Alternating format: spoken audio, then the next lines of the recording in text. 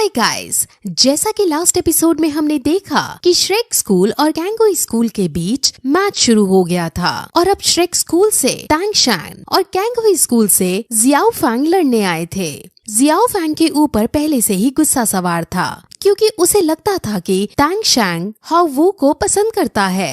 अब फाइट शुरू होते ही जियाओ फैंग टैंग शैंग पर हमला कर देता है। जियाओ फैंग बहुत ज्यादा स्ट्रॉन्ग पर्सन था। वो अपनी फर्स्ट और सेकंड मार्शल सोल का यूज करके टैंग शैंग पर भारी पड़ने लगता है।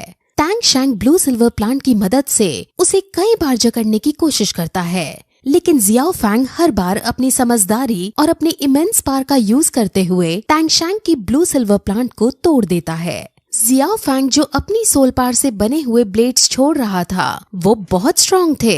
हालांकि टैंग शैंग उनसे डॉज कर जाता है, लेकिन उसका ब्लेड जब दीवार पर जाकर लगता है तो दीवार चकनाचूर हो जाती है।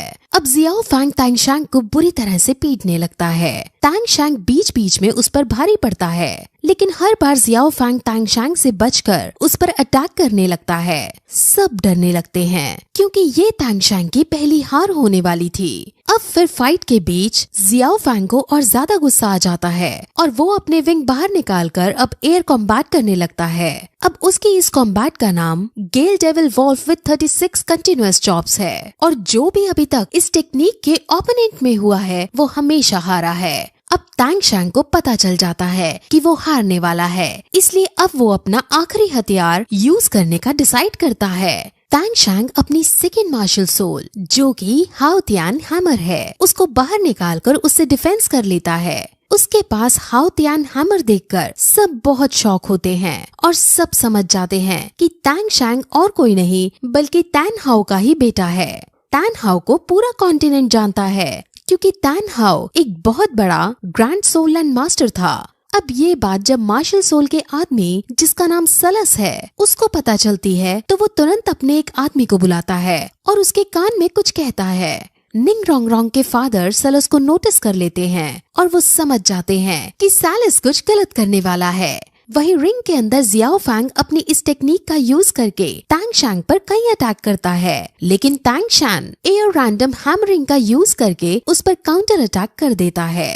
वही चारों तरफ धुआं हो जाता है और जब धुआं हटता है तो हम देखते हैं कि टैंग शैंग जीत चुका है। टैंग शैंग जियाओ फैंग से उसकी अब मिसअंडरस्टैंडिंग को दूर करता है और कहता है कि उसे हाओ वू से कोई मतलब नहीं है और वो उसको पसंद नहीं करता, जिस पर जियाओ फैंग खुशी के साथ अपनी हार स्वीकार करके वहाँ से चला जाता है।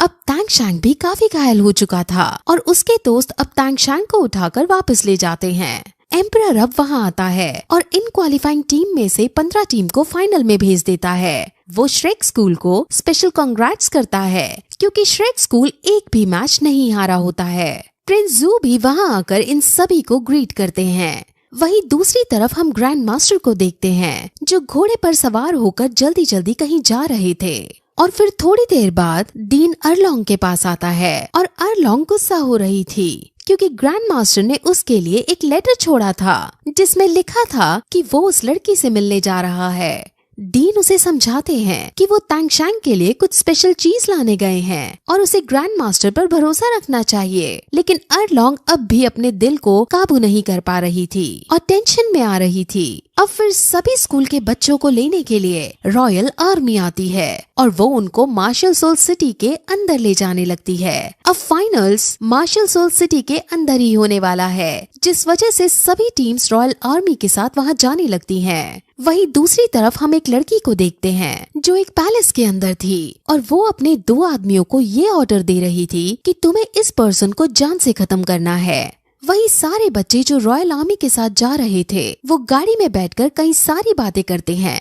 टैंग शैंग कहता है कि जिनको अभी हमने हराया वो हमारे कॉम्पिटिटर्स थे ही नहीं, हमारा असली कंपटीशन मार्शल सोल हॉल की टीम है जो हमसे फाइनल्स में लड़ने वाली है और हमें उसके लिए प्रिपेयर होना पड़ेगा। फिर उन्हें डीन से पता चलता है कि फाइनल्स पहले वाले ग्राउंड में ही होने वाले थे, लेकिन अचानक सैलिस के कहने पर फाइनल्स का venue Marshall Soul Hall city में कर दिया गया। ये बात पता चलकर उन सभी को दाल में काला लगता है, लेकिन वो आगे आने वाली चुनौतियों के लिए तैयार थे, इसलिए वो सिर्फ मैच पर ध्यान देने का डिसाइड करते हैं। वहीं दूसरी तरफ हम जियाओ फैंग को देखते हैं जो हाउ वू के पास जाता है और उससे माफी मांगता है क्योंकि वो हाउ वू के लिए तांगशांग को नहीं हरा पाया था। लेकिन हाउ वू गुस्सा नहीं थी। जियाओ फैंग फिर उससे नर्वस होते हुए अपने रिश्ते के बारे में पूछने लगता है, जिस पर हाउ वू खुश होते हुए उसे अपनी गाड़ी के अंदर बुला लेती है और ये देखकर सब बहुत खुश होते हैं क्योंकि इसका मतलब है कि हाउ वू ने जियाओ फैंग को एक्सेप्ट कर लिया है। अब सभी आगे बढ़ ही रहे होते हैं कि तभी वहाँ रॉयल आर्मीज को किसी प्रकार के खतरे होने का आइडिया होता है और वो तुरंत अपनी फॉर्मेशन बनाकर तैयार हो जाते हैं। वहाँ तभी फिर ऊपर से पत्थर गिरने लगते हैं। सब बच्चे अपनी अपनी मार्शल सोल को निकालकर रॉक से बचने लगते हैं और उन्हें साइड रखने लगते हैं। वो सब ऐसा आसानी से कर पा रहे थे और अब तांगशांग भी ऐसा करने लगता है, लेकिन डीन तुरंत उसे रोकता है और कहता है कि तुम्हें अपनी मार्शल सोल बचा कर रखनी है क्योंकि अभी असली खतरा तुम्हारे लिए आने वाला है। ये सब तो वो सभी स्कूल को रॉक्स की मदद से अलग अलग करना चाहते हैं। अब फिर बहुत सारे रॉक्स वहाँ गिर जाते हैं और सभी स्कूल्स के बीच में रॉक्स का पार्टीशन सा हो जाता है और वहाँ फिर कुछ काले कपड़े पहने इंसान आकर उन पर अटैक कर देते हैं। रॉयल आर्मीज भी उन पर अटैक करती हैं और बच्चे भी उनकी हड्डी पसली तोड़ने लगते हैं। तांगशांग अपने हिडन वेपन्स का यूज करके उन्हें मारने लगता है, लेकिन अब तभी वहाँ फिर एक सोल लैंड मास्टर और 2 सोल किंग आ जाते हैं और अब श्रेक स्कूल को इनसे लड़ना था। श्रेक स्कूल सभी स्कूल से अलग हो चुका था और अब वो ये भी समझ जाते हैं कि ये सब श्रेक स्कूल को ही तबाह करने के लिए आए हैं। अब वहाँ फिर डीन और अर्लोंग आ पहुँचते हैं और वो बच्चों को बचाने के लिए उन पर अटैक कर देते हैं। उनमें आइकॉनिक लेवल की फाइट होती है, लेकिन श्रेक स्कूल कमजोर पड़ रहा होता है और अब ओपोनेंट वाले अपनी फुल मार्शल सोल को बाहर निकाल लेते हैं, जिसके बाद जीवू अकेले उन पर अटैक करने जाती है तो जीवू बुरी तरह घायल हो जाती है, लेकिन उसके पास जो उसका फ्लावर था वो फिर आगे उसकी रक्षा करता है। अब बुरा आदमी फिर से जियाओ वू को मारने जाता है, लेकिन तभी वहाँ एक शक्तिशाली योद्धा जो कि एक ग्रैंड सोल लैंड मास्टर है वो वहाँ आ जाता है और वो बुरे आदमी को धक्का देकर उसे रोकता है। बुरा आदमी उसको मास्टर बोलता है और ये मास्टर इन सभी का लीडर था और ये भी बुरा है। ये जीवू की लव सिक फ्लावर को देखकर उससे आकर्षित हो गया है और ये इसकी हर्ब को लेना चाहता है, लेकिन वो हर्ब को ऐसे नहीं छीन सकता है क्योंकि हर्ब्स का भी अपना एक रूल होता है। हर्ब्स जिसको अपना ओनर चुनती हैं, वही सिर्फ हर्ब को ले सकता है। अगर ओनर चाहे तो किसी और को इसको ट्रांसफर कर सकता है, लेकिन इसके लिए उसको जीवू को जिंदा रखना है। हालांकि उसको ये मिशन दिया गया था कि उसको श्रेक स्कूल को मारना है, लेकिन वो जीवू को नहीं मारता।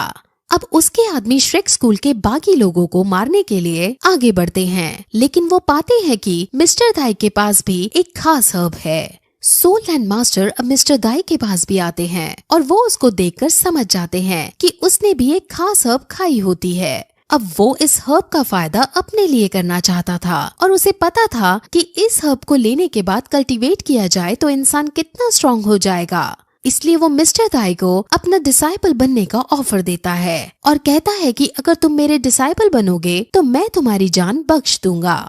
इस पर मिस्टर दाई मान जाता है, लेकिन वो एक बात और कहता है कि मेरी पार्टनर जो कि कैट गर्ल है वो भी तुम्हारी डिसाइपल बनेगी और तुम्हें उसे भी जिंदा छोड़ना होगा। सोल लैंड मास्टर मान जाता है, लेकिन मिस्टर दाई और भी फिर अपने दोस्तों के बारे में कहता है कि ये सभी मेरी टीम है और हम सभी तुम्हारे डिसाइपल बनेंगे। सोल लैंड मास्टर का एक आदमी उसे कहता है कि ऐसे तो हम अपने मिशन को पूरा कर ही नहीं पाएंगे क्योंकि हमारा मिशन श्रेक स्कूल को खत्म करने का है और अब श्रेक स्कूल के सारे बच्चे आपके डिसाइपल हो जाएंगे। जिस पर Soul Land master evil smile देते हुए कहता है कि मैं सबको डिसाइपल बना लूंगा, लेकिन तुम में से किसी एक को मरना होगा। वहीं दूसरी तरफ हम ग्रैंड मास्टर को देखते हैं जो मार्शल सोल हॉल के सेक्रेट टेम्पल के अंदर गया था और वो अपना वही वाला बैज जो तांगशान ने दिया था उसको दिखाते हुए एंट्री लेता है और फिर यही ये एपिसोड खत्म हो जाता है।